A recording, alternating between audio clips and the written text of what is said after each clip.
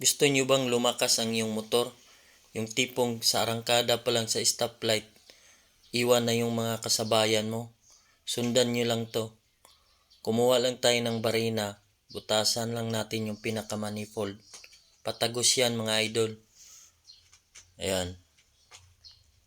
Tapos kumuha tayo ng spark plug. Bali nga pala mag-additional tayo ng 2 spark plug.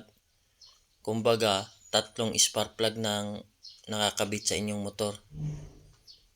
Ayan.